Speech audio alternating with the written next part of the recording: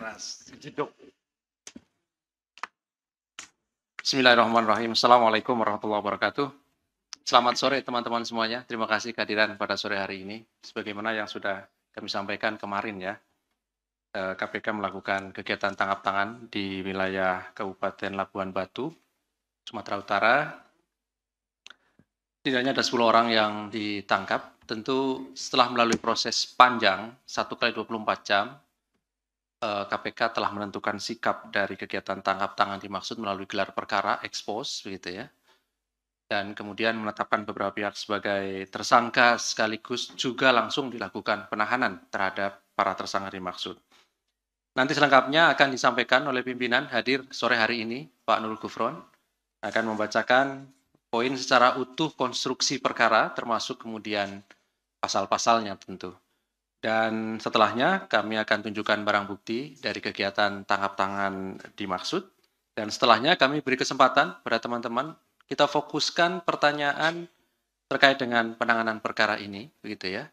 Namun demikian tentu nanti setelahnya bila ada pertanyaan terkait dengan hal lain, nanti akan juga ada kesempatan dijelaskan oleh Pak Nur Gufron setelah kemudian mengenai pertanyaan perkara yang akan disampaikan pada sore hari ini.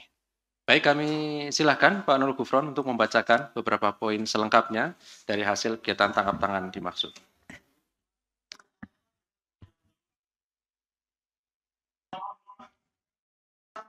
Oke, bentar. Tolong, coba. Ini cukup? Belum. Oh, di situ ya? Oke, minta tolong mungkin ada. Belum dimulai, mungkin secara teknis tolong dibantu tim dari Rumgah.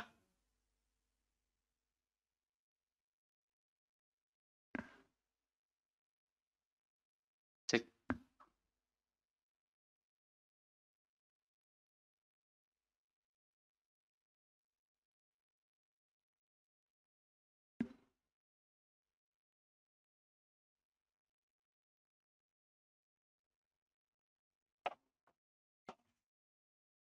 Gimana? Sudah, Mas? Belum ya? Coba tes.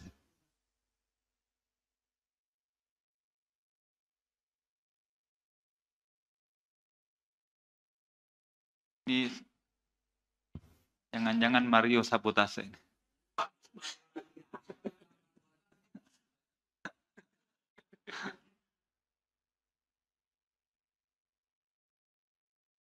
Ini belum anu tah? Coba. Suara yang mana sih? Bawah. Oh. Sudah. Ini tidak cukup.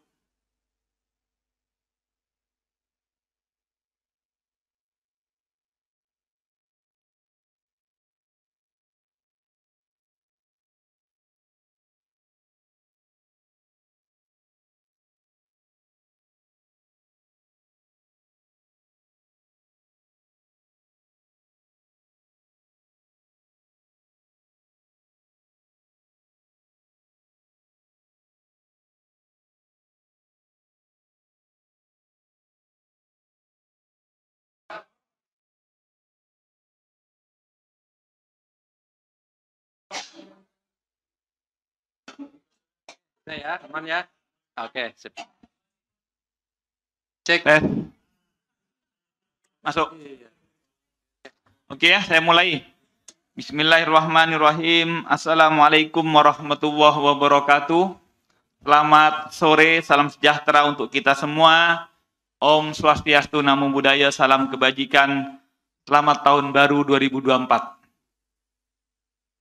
Pada hari ini, Jumat 12 Januari 2024, KPK mengumumkan penahanan para tersangka atas kegiatan tangkap tangan terkait dugaan tindak pidana korupsi berupa pemberian hadiah atau janji untuk proyek pengadaan barang dan jasa di lingkungan pemerintahan Kabupaten Labuhan Batu. Bagaimana telah diketahui, hari ini kami akan menyampaikan perkembangan informasi atas kegiatan tangkap tangan atas dugaan tidak pidana korupsi berupa pemberian hadiah atau janji untuk proyek pengadaan barang jasa di lingkungan pemerintahan Kabupaten Labuhan Batu. Sebagaimana telah kami sampaikan sebelumnya, kami telah melakukan kegiatan tangkap tangan pada hari Kamis, tanggal 11 Januari 2024. Tim KPK telah mengamankan 10 orang di wilayah Kabupaten Labuhan Batu, Sumatera Utara. Pihak-pihak yang telah kami amankan sebagai berikut. Pertama, Saudara EAR, Bupati Labuhan Batu. Kedua, Saudara RSR, anggota DPRD Kabupaten Labuhan Batu. Ketiga, Saudara HEH, Kepala Dinas PUPR Labuhan Batu. Keempat, Saudara MHR, Kepala Dinas Kesehatan Labuhan Batu. Kelima, Saudara FS alias ABE, swasta. Keenam, Saudara ES alias ASIONG, swasta juga. Ketujuh, Saudara AK, swasta. Kedelapan, SS ASN pada Pemkab Kabupaten Labuhan Batu. Kesembilan, Saudara EB, staf RSR. Kesepuluh, TR, swasta. Kronologi dari kegiatan tangkap tangan. Karena adanya laporan dan informasi masyarakat atas dugaan korupsi oleh penyelenggara negara atau yang mewakilinya, berupa mengkondisikan pemenangan proyek di Kabupaten Labuhan Batu untuk kontraktor atau rekanan-rekanan tertentu yang menyepakati. Maka pada hari Kamis tanggal 11 Januari 2024, tim KPK mendapatkan informasi telah terjadi pemberian berupa penyerahan sejumlah uang secara tunai maupun melalui transfer rekening bank ke salah seorang kepercayaan Saudara EAR. Jadi prosesnya ada yang tunai, ada yang transfer. Berdasarkan informasi tersebut, tim KPK langsung melakukan tindakan mendekati lokasi tersebut dan berpencar untuk mengamankan para pihak yang ada di sekitar wilayah Kabupaten Labuhan Batu. Maka kemudian turut diamankan dalam kegiatan tangkap tangan ini sejumlah sekitar 551 juta rupiah sebagai bagian dari dugaan penerimaan sementara ini yang disepakati yang kami temukan sekitar 1,7 miliar. Untuk selanjutnya, para pihak yang diamankan beserta barang bukti dimaksud dibawa ke gedung KPK untuk dilakukan permintaan keterangan. Atas laporan dan pengaduan masyarakat tersebut kepada KPK, yang kemudian kami tindak lanjuti melalui pengumpulan bahan dan keterangan disertai informasi sehingga dalam proses pemeriksaan dan telah dilakukan pembahasan ekspos di kedeputian maupun di pimpinan sehingga perkara ini kami sepakati naik ke tahap penyidikan berdasarkan kecukupan alat bukti sehingga kami pun menetapkan para tersangka dalam kegiatan tertangkap tangan ini, Saudara pertama EAR, Bupati Labuhan Batu. Dua, Saudara RSR, anggota DPRD Kabupaten Labuhan Batu. Tiga, Saudara ES, swasta. Keempat, Saudara FS, swasta. Konstruksi perkara ini. Bagaimana kita ketahui sebagai salah satu kabupaten di wilayah Sumatera Utara, Kabupaten Labuhan Batu menganggarkan pendapatan dan belanja untuk tahun anggaran 2023 dengan rincian anggaran pendapatan sebesar 1,4 triliun. Dan anggaran belanja juga sebanding yaitu 1,4 triliun. Sedangkan untuk APBD tahun 2024 dengan rincian anggaran berbeda sekitar 32 miliar ya. 1,432 dengan belanjanya juga 1,432. Jadi hampir hampir tidak begitu banyak perubahan, hanya sekitar perubahan 32 miliar. Berdasarkan anggaran tersebut, Saudara ER selaku Bupati Labuan Batu kemudian melakukan intervensi dan ikut secara aktif berbagai proyek pengadaan yang ada di SKPD di Pemkab Kabupaten Labuan Batu. Proyek yang menjadi atensi Saudara EAR diantaranya pada Dinas Kesehatan, Dinas PUPR, dan khusus untuk Dinas PUPR, yaitu proyek lanjutan peningkatan jalan Sei Rakyat, Sei Berombang, Kecamatan Panai Tengah, dan proyek lanjutan peningkatan jalan Sei Tampang sampai ke Sido Makmur, Kecamatan Bilah Hilir, atau Kecamatan Panai Hulu dengan besaran nilai pekerjaan kedua proyek tersebut sebesar 19,9 miliar.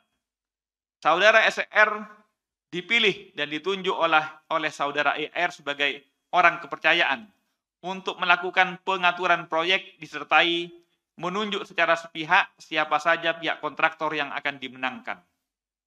Besaran uang dalam bentuk fee yang dipersyaratkan bagi para kontraktor yang akan dimenangkan yaitu 5-15% dari besaran anggaran proyek.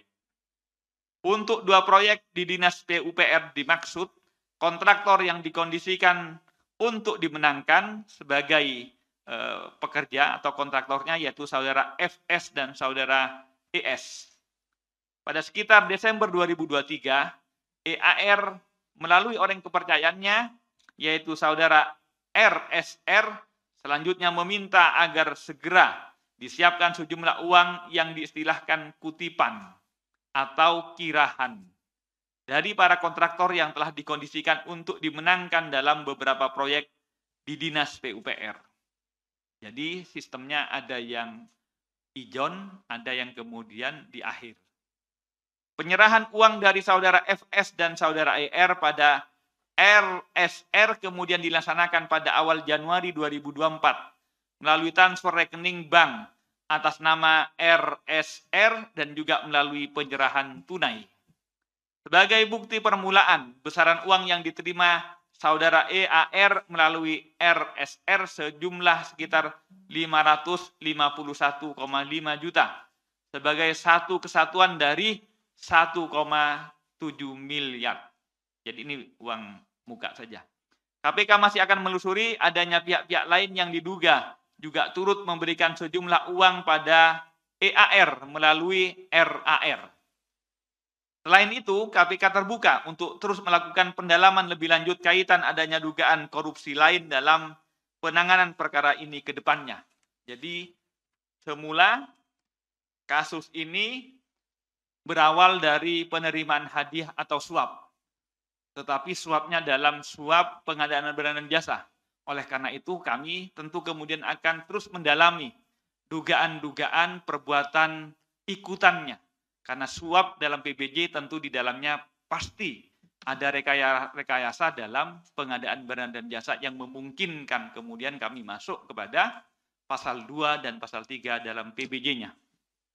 Jadi masih terkait kebutuhan proses penyidikan ini, tim penyidik kemudian melakukan penahanan kepada saudara tersangka EAR, RAR, FS, dan ES masing-masing untuk 20 hari pertama. Terhitung mulai hari ini tanggal 12 Januari 2024 sampai dengan 31 Januari 2024 di rutan KPK. Tersangka saudara FS dan ES sebagai pemberi disangkakan telah melanggar pasal 5 ayat 1 huruf A atau B atau pasal 13 Undang-Undang 3199 Yungto 20 2001 tentang pemberantasan tindak pidana korupsi Yungto pasal 55 ayat 1 ke 1. Sedangkan tersangka saudara EAR dan saudara RSR sebagai penerima disangkakan melanggar pasal 12 huruf A atau huruf B atau pasal 11 Undang-Undang 3199 Yungto 20 2001 tentang pemberantasan tindak pidana korupsi Yungto pasal 55 ayat 1 ke 1 KUHP. Sekali lagi, ini adalah awal yang kami tetapkan baik pihaknya maupun pasal-pasal yang kami kenakan. Kami terus mendalami dalam kasus ini apakah ada pihak-pihak yang lain yang turut terlibat, termasuk mungkin proyek-proyek yang lain yang masih akan kami kembangkan dalam proses pemeriksaannya dalam penyidikan. Sekali lagi kami berharap dan menghimbau kepada segenap penyelenggara negara di Indonesia, KPK berharap dengan kasus tangkap tangan ini tidak akan ada lagi penyelenggara negara yang melakukan tindak pidana korupsi yang kemudian membuahkan tangkap tangan oleh KPK. Kami berharap setiap penyelenggara negara bersama masyarakat bersinergi untuk membangun Indonesia dengan bebas korupsi. Demikian yang dapat kami sampaikan. Kami kembalikan ke Mas Ali Fikri. Akhir kalam, wassalamualaikum warahmatullahi wabarakatuh. Om Santi Santi, Om Salam, Namo Buddhaya. Terima kasih Pak Nur Gufron yang sudah membacakan poin dari perkembangan kegiatan tangkap tangan. Pada prinsipnya KPK hari ini mengumumkan 4 orang sebagai tersangka dan ditahan sampai nanti 31 Januari 2024 yang diduga menerima uang 1,7 miliar. Ini bukti permulaan gitu ya. Jadi sekali lagi ini bukti permulaan yang kami temukan dengan barang bukti 551,5 juta. Berikutnya kami tunjukkan barang bukti.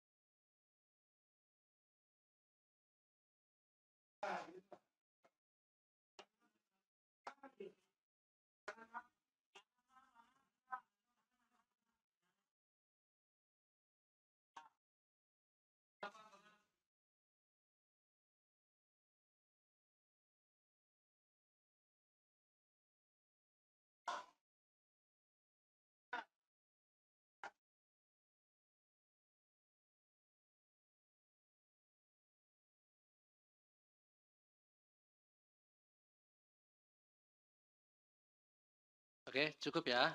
Baik, terima kasih.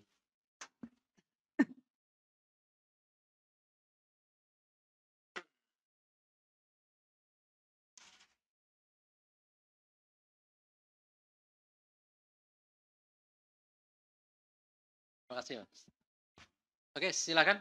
Oke, Mas Mario ya. Ada lagi selain Mas Mario? Mungkin selanjutnya? Di belakang ada di belakang? Oke, 2, Mas Yogi, Mas Edi. Oke, cukup. Sementara Mas Mario dulu silakan. Ya, sebelah kanan nanti ya. Iya, terima kasih kesempatannya. Saya Mario dari Metro TV. Untuk kasus ini saya ingin menyoroti untuk tersangka ES. Ini menarik sekali karena Effendi Saputra ini orang yang sama, tersangka penyuap Pangonal Harahap, Bupati Labuan Batu tahun 2018. Ini agak menarik, kayaknya memang spesialis main proyek di sana dan kemudian spesialis PUPR dan konstruksi dan sebagainya. Ini apakah KPK memiliki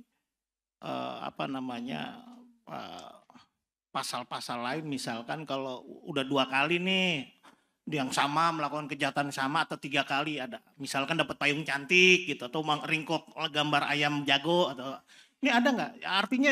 Artinya bahwa yang kemarin yang dulu-dulu itu tidak memberikan efek jera.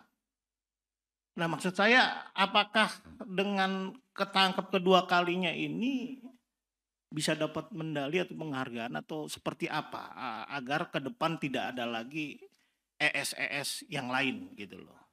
Nah, untuk kasus lain bisa Mas Ali langsung ya, biar nanti dulu aja.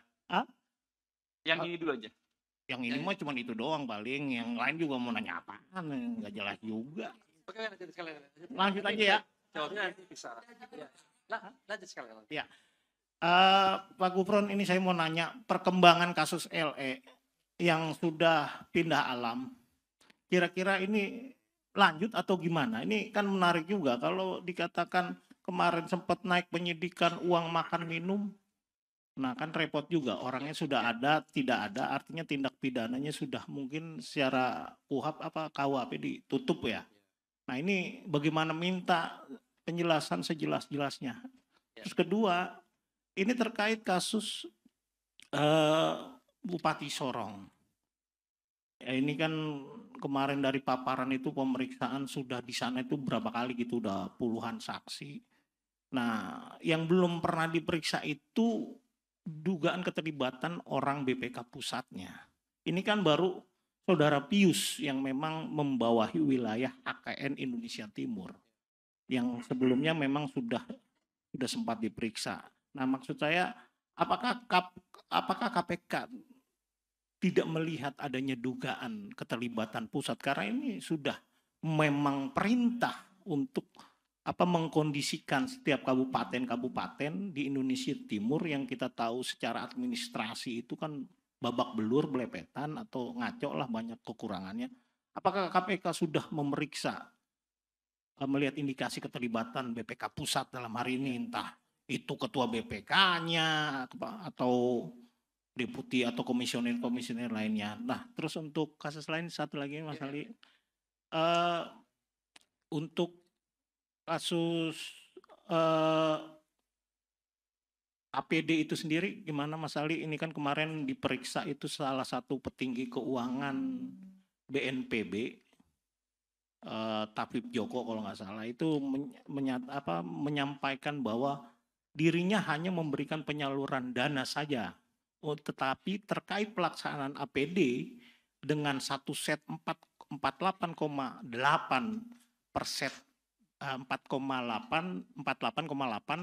dolar per set APD, itu yang menentukan adalah Kemenkes.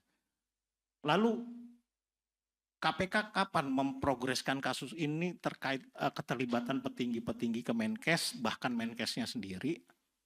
Dan kemarin sudah diperiksa tapi tidak ditahan Budi Silvana, terus Ahmad Taufik sebelaku pihak swasta itu juga tidak ditahan, baru dua kali.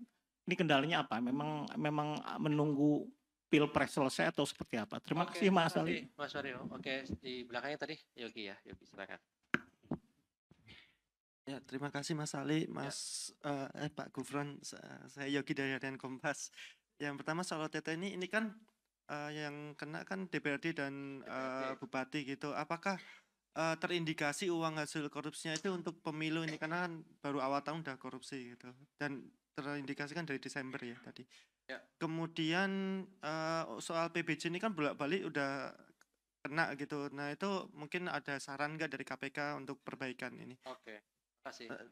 Yang lain ya Mas, soal kemarin temuan PPATK dana pemilu itu kelangnya sampai di mana sekarang, terus apakah terindikasi ada korupsi di laporan itu dan tindak lanjutnya bagaimana? Ya. Kemudian satu lagi ya Mas, soal pungli rutan kan kemarin disebutkan 93, yaitu seluruh pegawai di rutan atau sebenarnya jumlah pegawai di rutan itu berapa gitu Mas? Terus pengawasan yang di dalamnya itu berapa sampai sebanyak itu bisa kena? Kemudian soal korupsi di KPK ini kan beberapa kali udah ya kena, selain pungli kan juga ada nilai uang dinas, kemudian sampai kasusnya Pak Fili yang terakhir itu. Nah ini apakah ada perbaikan di dalam soal ya istilahnya korupsinya sendiri di KPK ini gitu, apa akan dibiarkan gitu aja ya? Terima kasih. Oke, lanjut Hedi. Selamat sore Pak Ali, Pak Gufron, saya Hedi dari Kumparan. Ini kalau nggak salah antara bupati sama anggota DPR-nya ini masih satu keluarga ya Pak Ali, kalau tidak salah.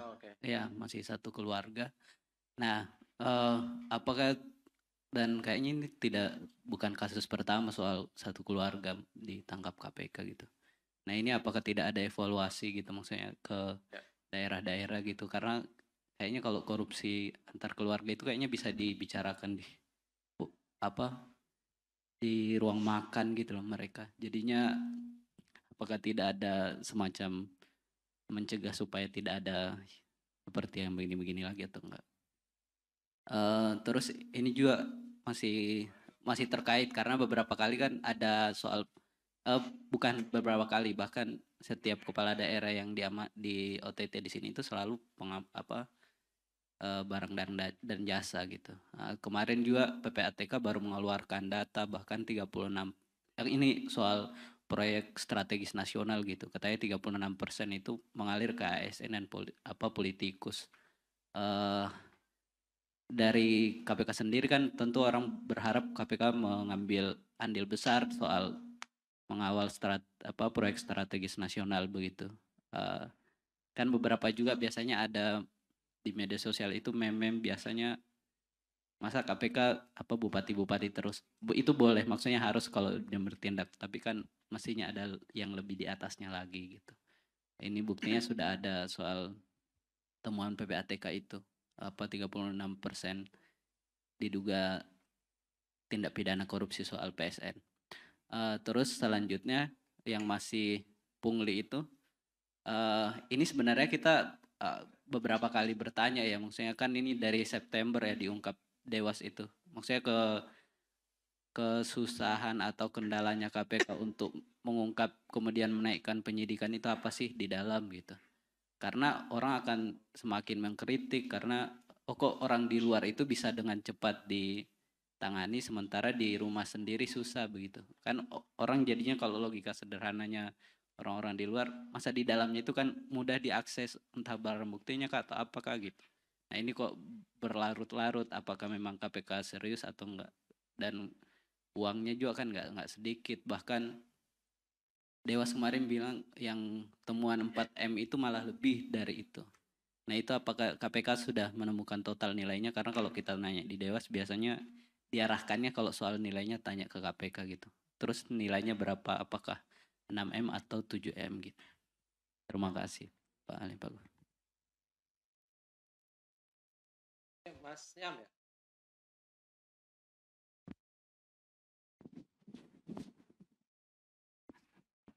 Halo. Izin Pak, Yam dari kompas.com. Satu aja langsung kasus lain ya Pak. Kebetulan kemarin saya mengikuti sidang Dadan Triyudianto dan Hasbi Hasan kayak gitu. Nah kemudian dalam sidang itu Pak Hufron, jaksa KPK intinya menuturkan BAP saksi yang pada intinya istri Dadan Tri diduga menunjukkan foto BAP Herianto Tanaka, pengusaha dari Semarang kalau nggak salah yang jadi tersangka penyuapkan. Nah itu KPK apakah udah mendengar ini bahwa ada isu dugaan BAP tersangka bocor? Itu terjadi ketika tahun 2022 bulan Oktober Pak. Kalau di persidangan disampaikannya seperti itu. Nah kalau semisal ini nyampe ada kebocoran, itu tindakan KPK kayak gimana? Terus ini kan udah bunyi di sidang kayak gitu loh. Apakah ada semisal ya penelusuran di internal KPK sendiri untuk mencari siapa-siapa pihak yang membocorkan hal semacam ini? Terus dalam sidang itu juga disebutkan ada ya anggota geng motor Harley ya gitu ya, yang namanya disebut-sebut katanya Wikit gitu, yang informasinya punya kenalan ya orang-orang dalam KPK dan dia dimintai semacam pertolongan lah oleh orangnya Hasbi Hasan kayak gitu. Nah ya pada intinya tadi itu Pak, maksudnya bagaimana KPK apakah udah mendengar hal ini bahwa ada BAP bocor dan sebagainya, jika BAP bocor itu lewatnya siapa gitu. Terima kasih. Oke silakan. Selamat sore Pak, saya Bagus dari Tempo.co. Sedikit aja Pak, soal di daerah ini kan udah beberapa kali gitu penangkapan OTT dan penetapan tersangka soal pengadaan barang dan jasa. Nah ini dan itu kalau dilihat mayoritasnya itu vonisnya rendah. Nah ini apakah keseringan ini apa satu karena vonisnya rendah tersebut, dan selanjutnya bagaimana upaya KPK untuk terdakwa di misal di PN Tipikor gitu, khususnya tim jaksa KPK untuk kedepannya gitu. Nah, apakah nanti juga dalam debat capres minggu depan itu apakah akan disampaikan ini komitmen kepada para ketiga capres untuk penguatannya seperti apa gitu, misalnya soal mengesahkan UU perampasan aset seperti itu. Satu lagi Pak soal Wamenkumham. Nah ini kapan penahanan Wamenkumham dan kapan diperiksa sebagai tersangka, karena sejauh ini masih sebagai saksi gitu. Terima kasih, Pak. Baik, Mas. Ini maksudnya debat capres. Oh, iya, jadi oke, nanti jelaskan ya. Jadi bukan debat capres. Debat capres itu kan ada di sana di KPU ya, di KPK, acara paku integritas. Oke. Ada lagi terakhir? Cukup ya yang sebelumnya tadi? Cukup. Oke, baik. Saya kira cukup ya teman-teman. Ini sudah banyak sekali pertanyaan mewakili dari teman-teman yang lain. Kami silahkan Pak Nurul Gufron. Makasih. Ada banyak, ada 5 ya. Tapi anaknya banyak. Dari pertama Mas Mario, Yogi, Kumparan, Niam, dan yang terakhir ya. Saudara, kasus ini salah satunya ada yang pemain berulang atau residif. Telah tertangkap dan telah keluar, artinya berdasarkan OTT KPK tahun 2018. OTT-nya tahun sekitar bulan Juli. Bagaimana Pak ketentuannya? Ketentuannya kalau residif ada pemberatan. Pemberatannya seberapa? Berdasarkan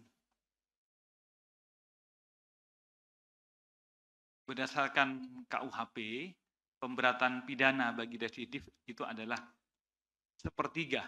Jadi misalnya ketentuannya mestinya 12 tahun, maka menjadi ditambah 3 tahun, jadi 15 begitu.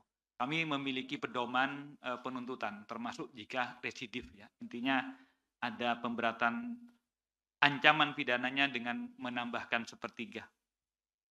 Saudara LE bagaimana? Yang meninggal dalam proses masih pada saat itu sudah diputus 6 hari dari putusan, dia masih memiliki waktu untuk melakukan upaya kasasi, tapi belum melakukan upaya kasasi, meninggal. Maka secara hukum itu harus sudah dinyatakan, karena pada saat itu masih mikir-mikir ya, tidak menyatakan upaya hukum. Jadi asumsinya atas putusan tersebut sudah memiliki kekuatan hukum yang tetap atau BHT. Untuk orangnya tidak bisa dipenjara, karena orangnya sudah dipenjara lebih dahulu oleh Tuhan Yang Maha Esa. Untuk harta-harta yang kemudian misalnya harus dikembalikan ke negara, tentu itu masih bisa dieksekusi. Itu terhadap yang sudah. Bagaimana terhadap kasus-kasus yang lain, Pak? Misalnya diduga melakukan penyalahgunaan wewenang dalam penganggaran uang makan dan lain-lain dalam anggaran di Papua. Untuk kasus tersebut, jika telah ada perhitungan kerugian negaranya, maka perhitungan kerugian negaranya tetap bisa dimintakan ganti kerugian secara perdata. Tapi bukan KPK, nanti kami limpah kepada jaksa pengacara negara untuk meminta pengembaliannya secara keperdataan. Karena untuk dipidana, orangnya sudah meninggal, tidak bisa. Itu yang LE. Untuk yang Sorong, dugaan ada pihak-pihak yang lain yang dipertanyakan tadi, kami masih mendalami, karena memang yang masih kami langsung dapat bukti langsung, itu baru di tingkat BPK wilayah. Ya. Apakah kemudian berkorelasi dengan atasan ataupun anggota BPK yang membawahinya, masih dalam proses pemeriksaan dan pendalaman lebih lanjut. Tentu tidak hanya berbasis keterangan, tapi juga mungkin alat-alat bukti yang lain.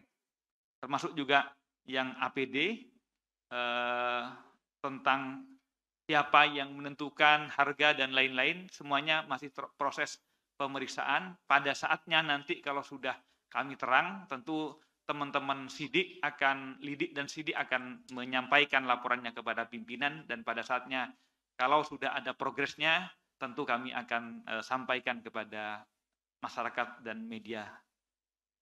Itu Mas Mario.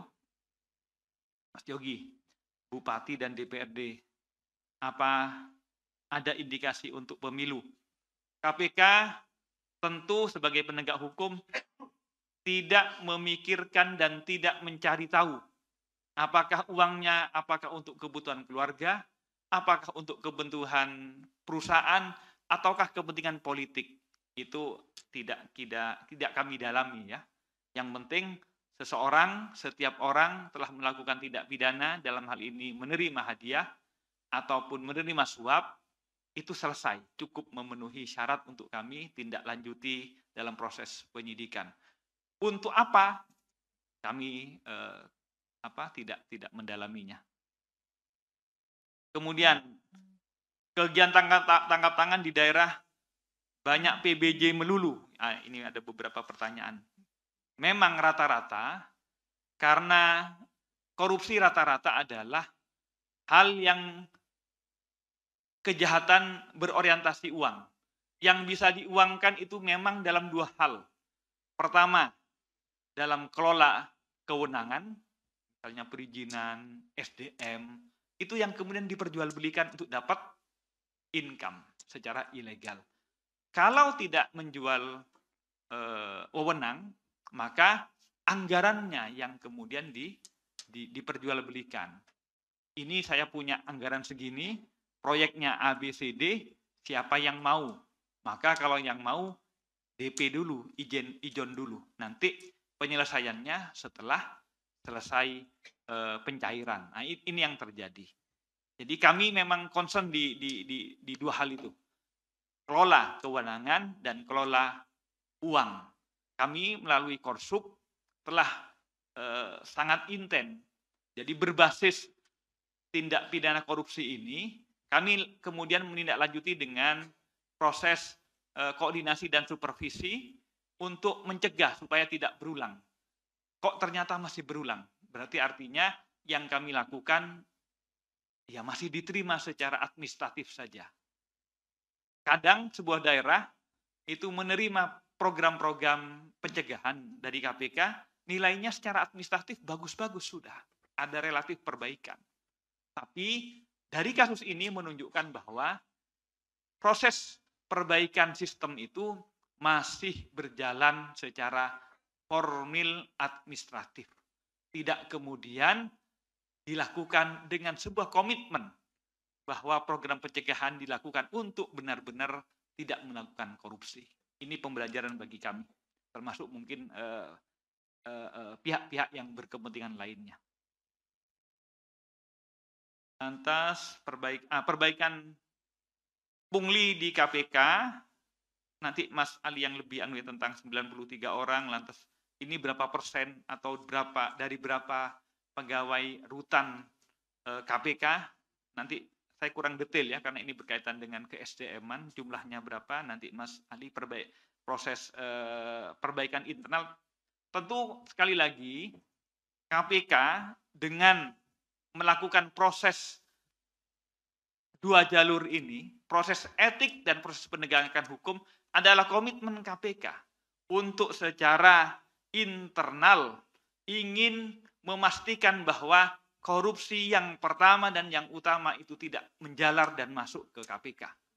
Bahwa fakta realita KPK sebagaimana tadi dipertanyakan ada 93 dan lain-lain, ini kenyataan yang akan kami menjadi pelajaran untuk kami kemudian tidak lanjuti. Bukan hanya kasus ini akan diselesaikan, tentu kemudian perbaikan sistem terhadap ke-SDM-an, terhadap relasi-relasi KPK dengan rutan-rutan yang di luar kewenangan KPK, tentu itu akan kami evaluasi untuk adakan perbaikan ke depan.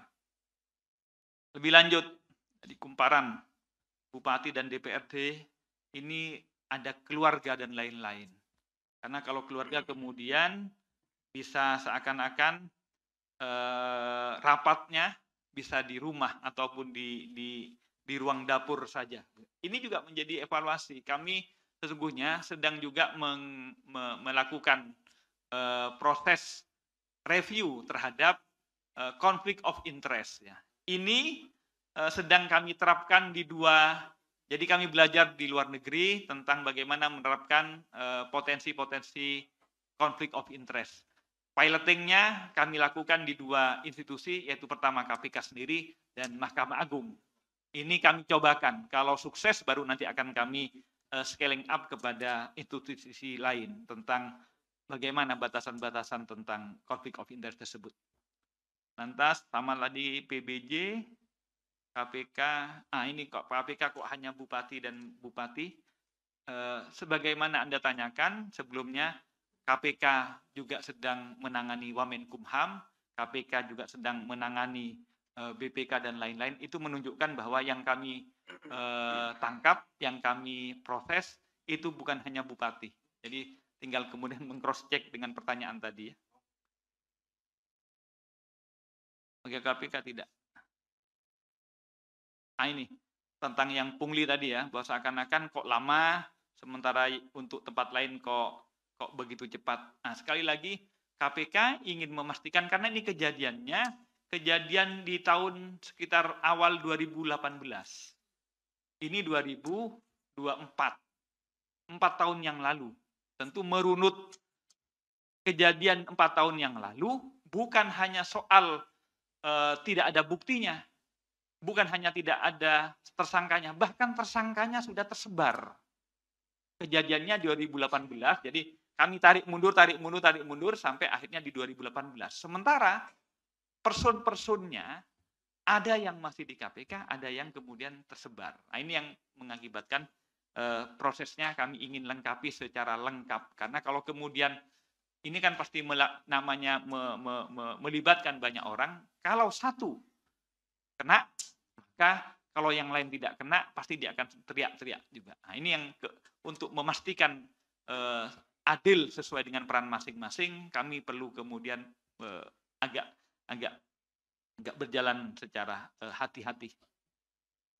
Mas Niam, dalam sidang Dadan dan Hasbi ada kesaksian dalam persidangan bahwa diduga yang bersangkutan memiliki BAP, ya, BAP. BAP-nya siapa? Tersangka. Haryata Tanaka ya.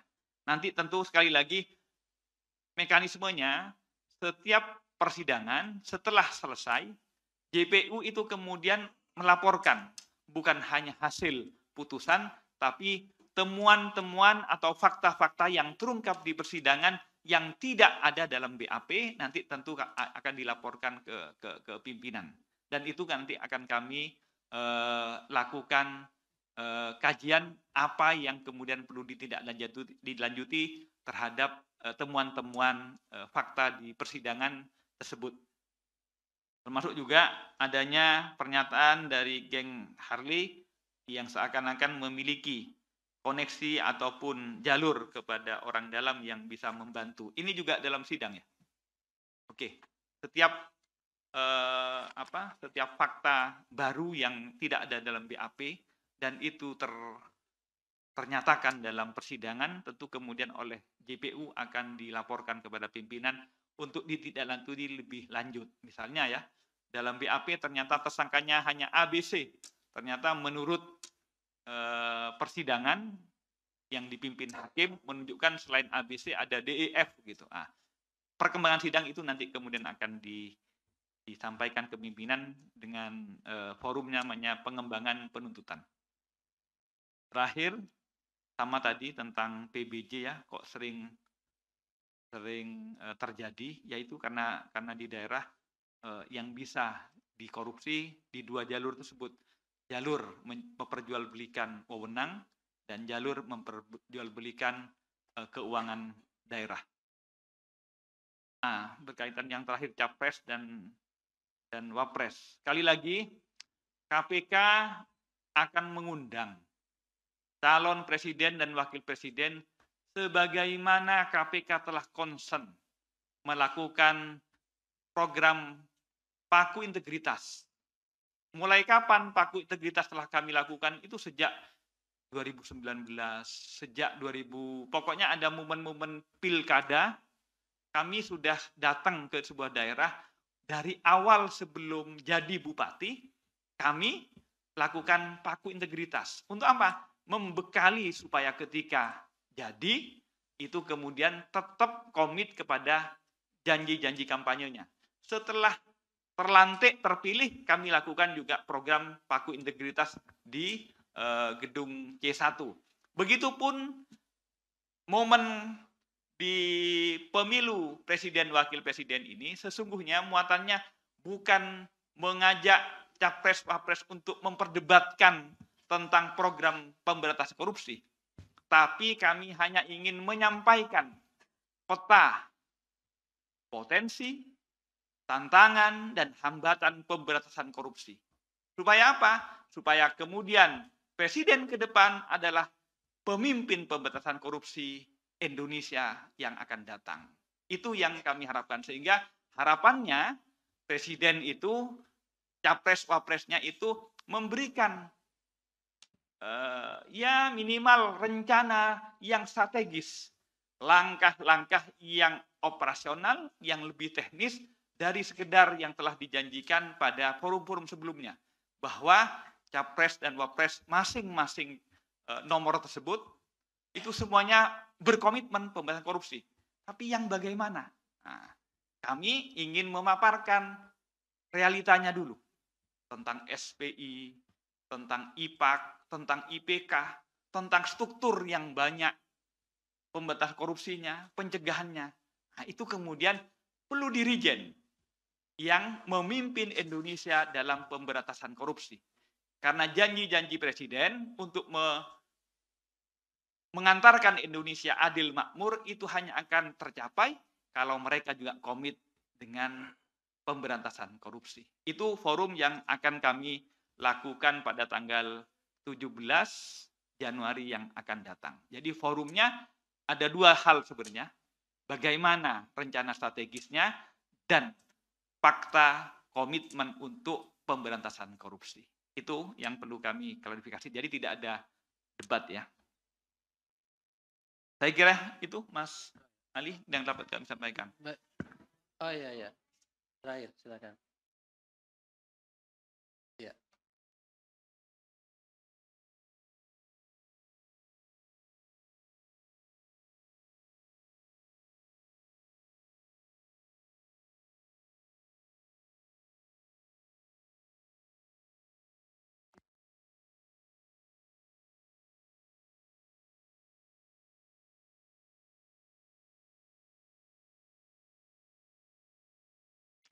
Itu OBDAT ya. Datanya dari OBDAT. American Justice.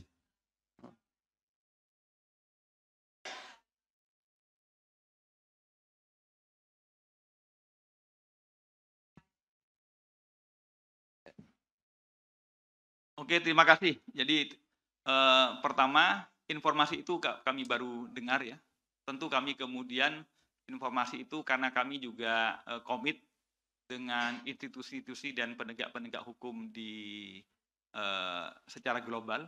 Tentu info tersebut nanti kami akan dalami dulu sumber informasinya untuk kemudian lebih detail kami teliti yang dimaksud itu siapa ya. Karena kalau memang sudah ada putusan bahwa pihak Jerman melakukan korupsi kepada perusahaan-perusahaan dan pejabat-pejabat yang salah satunya pejabat Indonesia, tentu itu menjadi bagian dari kewenangan KPK untuk menindaklanjuti. Nanti kami akan lebih dalami lebih dahulu. Terima kasih. Baik, ya.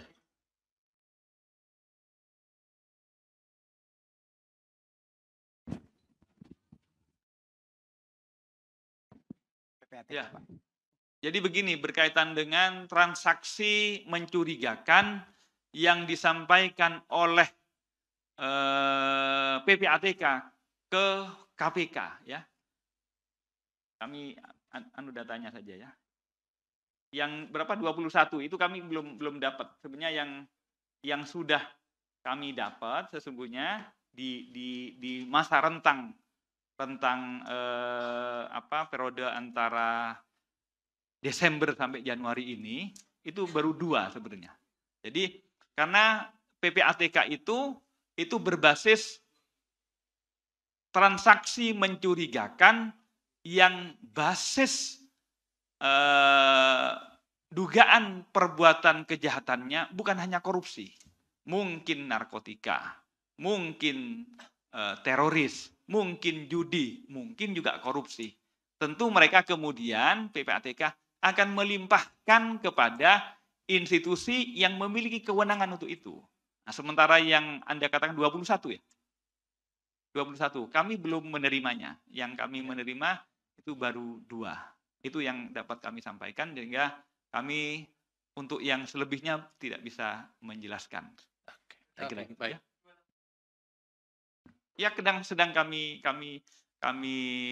kaji ya. Karena tentu kalau teman-teman PPATK itu melihat dari suspek follow the money, uangnya yang anomali atau tidak wajar. Ketidakwajaran aliran-aliran dana tersebut harus kami buktikan berdasarkan perbuatan korupsi atau tidak. Nah, itu lebih agak ya butuh waktu begitu. Karena kalau transaksi keuangan itu bisa tinggal melihat dari lalu lintas uang yang dari perbankan dan OJK. Nah, kami harus memiliki beban untuk membuktikan bahwa dugaan atau hipotesa aliran tersebut berbasis entah suap, entah gratis, entah melawan hukum, entah menyalahgunakan wewenang. Itu yang sedang kami lakukan. Oke.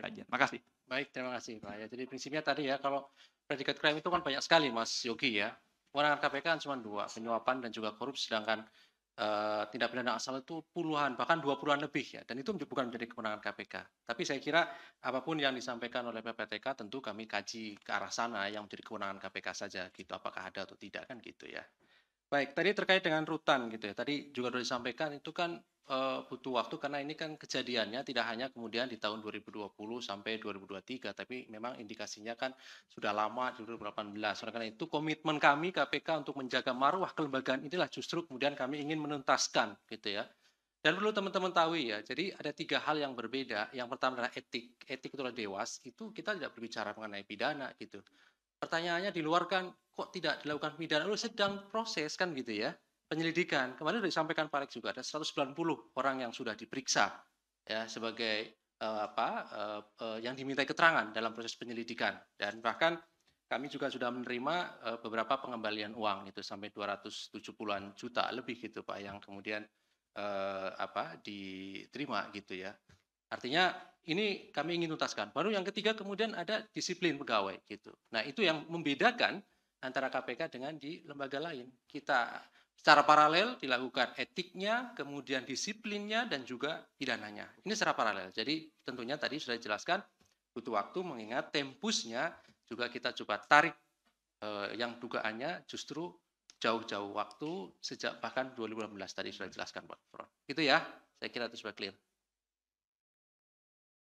Iya, tadi pasti nanti kami dalami lebih jauh ke sana gitu ya. Karena sekali lagi kalau bicara di Dewas hanya masalah etik gitu ya. Dan sanksinya pun sanksi sosial. Nah, nanti apakah berhenti di situ? Tentu tidak. Karena proses penyelidikan kan sedang berjalan di KPK. Apakah nanti disiplinnya berhenti? Tidak, kan tentu kami jalan gitu ya.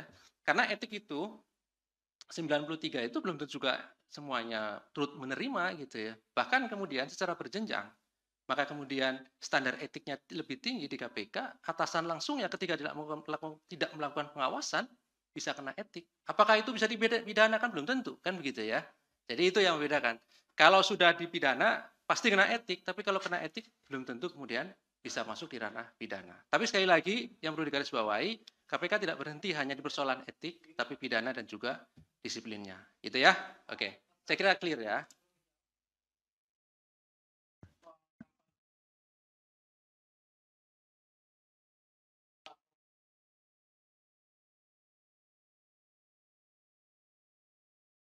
Ya.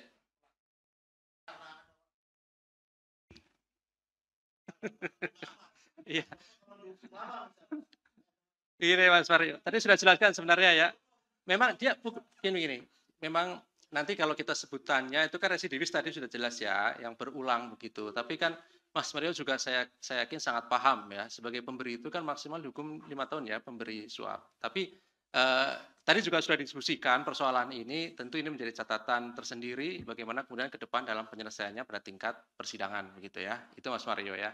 Kemudian yang kedua, tentu kami fokus lebih dahulu nih Mas Mario dari kegiatan tangkap tangannya. Nanti perkembangannya kami sampaikan ya. Kita harus kejar waktu karena pemberi itu kan dibatasi cuma 2 bulan. Kita harus selesai gitu ya untuk yang disorong.